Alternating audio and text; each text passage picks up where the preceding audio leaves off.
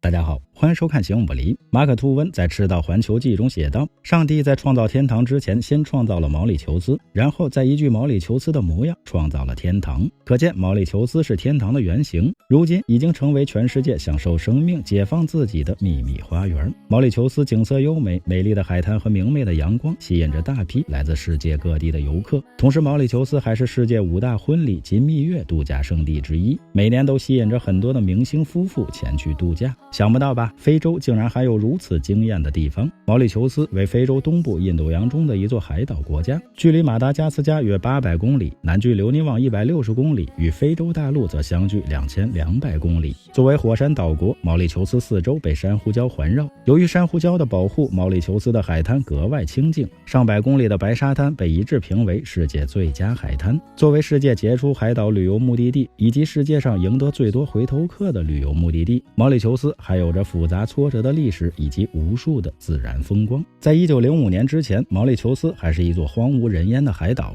首次登上该岛的葡萄牙人马斯克林把小岛叫做蝙蝠岛。直到1598年，荷兰人来了，并以莫里斯王子的名字给岛屿命名为毛里求斯。在被荷兰人统治了100多年后的1715年，法国人又占领了毛里求斯岛，并将其改名为法兰西岛。又过了100多年，英国打败了法国，又将岛屿的名字改回了毛里求斯，并于1814年正式将岛屿规划为英国殖民地。后来的100多年里，毛里求斯人不断寻求自治，终于在1961年7月，英国同意毛里求斯自治。1968年3月12日，毛里求斯正式宣告独立。到1992年3月12日，毛里求斯改行共和制，正式变为毛里求斯共和国。别看毛里求斯只是一个海岛国家，但其早已实现了完全的市场经济，不仅在经济发展上取得了成就，在社会进步上也是成绩斐然。即使是最贫困的群体也能从经济发展中获益，因此毛里求斯也被称为非洲的瑞士，是非洲少有的富裕的国家之一。现实中的毛里求斯更像是一个大熔炉。自从1835年奴隶制在毛里求斯被废除之后，大约有50万印度及亚洲劳工被引入，经商的华人此后也来了。至今毛里求斯仍有3万多祖籍广东梅县的清朝移民的后裔。所以说毛里求斯融合了印度、非洲、亚洲、英国和法国的文化和美食。在海滩上的舞者摇摆着传统乐器的脉动节奏时，是拥抱这个岛屿最独特的生活方式。556米高的桌山是世界遗产，也是毛里求斯的标志。另外在七彩土国家公园的七色土是世界上唯一同时拥有7种颜色泥土的地区。游客们还可以参观世界上最大的巨型海龟繁殖基地，著名的潘普利莫塞斯花园也是非常值得一游的天然植物园。其实毛里求斯还有一个最独特的标志，就是渡渡鸟。